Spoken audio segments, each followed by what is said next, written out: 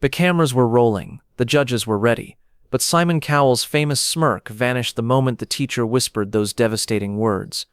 For the first time in Britain's Got Talent history, Simon did something unprecedented.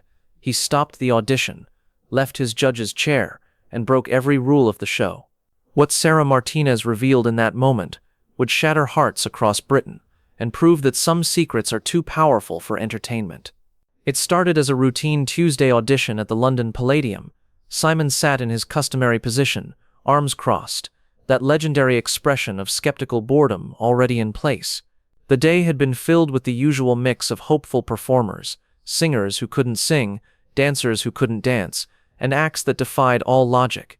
Next up, we have Sarah Martinez, the voice announced over the backstage speakers. She's a teacher from Manchester, and she's here to tell us about her extraordinary students. Sarah walked onto the massive stage, and Simon immediately noticed something different about her.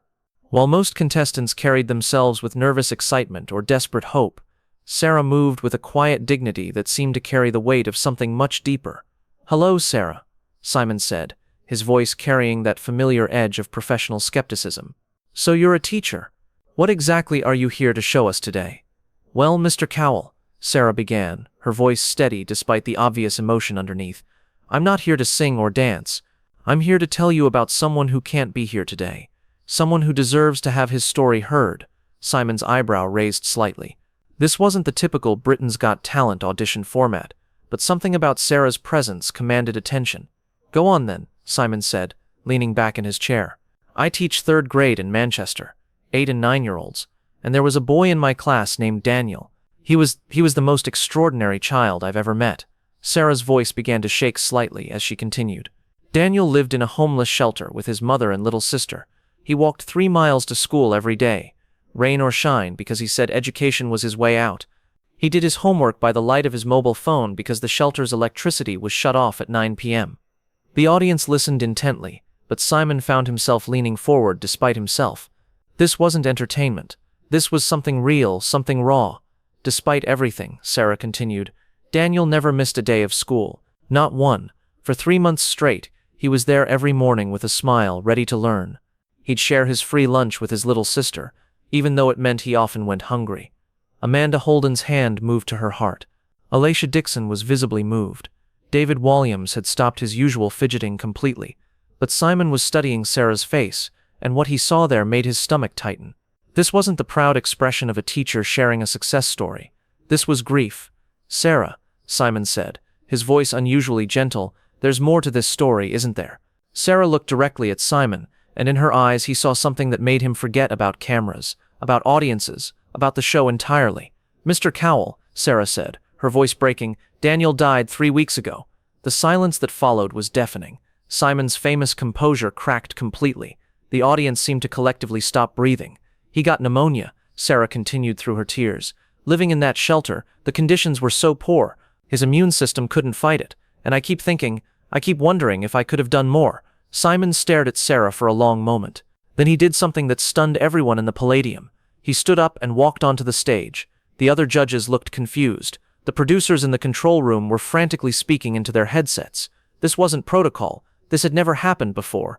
Simon walked directly to Sarah and stood in front of her, his usual barrier of cynical distance completely abandoned. "How old was Daniel?" Simon asked quietly. 8, Sarah whispered. "He was just 8 years old, and you blame yourself." It wasn't a question. Simon recognized grief when he saw it. Sarah nodded, unable to speak. "Tell me what you did for him," Simon said, his voice gentler than anyone in that audience had ever heard it. "I stayed after school to help with homework. I made sure he got extra food from the cafeteria. I bought him warmer clothes when winter came. But it wasn't enough. I couldn't save him." Simon was quiet for a moment. Then he said something that surprised everyone, including himself. "Did Daniel know you cared about him?"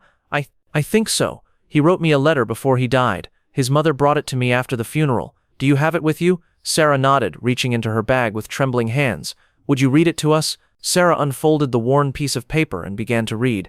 "Dear Mrs. Martinez, thank you for being my friend when I didn't have any. Thank you for the extra food and the warm coat. Thank you for helping me with my math even when I was too tired to think.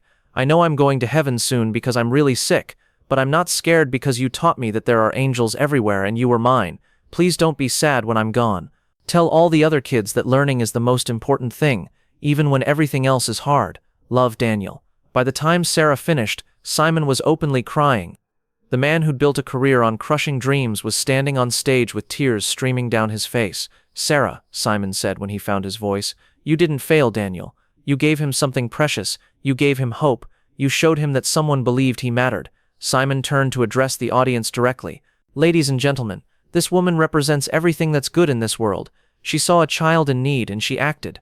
Not for recognition, not for applause, but because it was right. He turned back to Sarah. Daniel's letter proves that what you did changed his life. In his final days, he knew he was loved. That's not failure, Sarah. That's everything. The audience erupted, but Simon raised his hand for silence. I want to do something, Simon announced. The Simon Cowell Foundation is going to establish a scholarship program in Daniel's name. Starting today, we're committing £1 million to help homeless children access education. Sarah broke down completely, and Simon did something else he'd never done on television. He hugged her, really hugged her, like a father comforting a daughter. But the most powerful moment came when Simon looked into the camera and said something that would be quoted for years. We spend so much time looking for talent, for the next big thing. But the real talent, the real greatness, is people like Sarah, who see a child in need and refuse to walk away. That's the kind of star this world needs more of. The audition was never shown as a typical Britain's Got Talent segment. Instead, it became a special documentary that raised millions for children's charities. Sarah's appearance didn't just tell one heartbreaking story, it started a movement.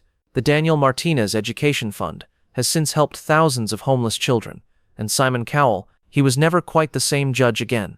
He still delivered honest critiques, but there was something different now, something deeper, because a teacher and a letter from a dying 8-year-old had reminded him what really mattered.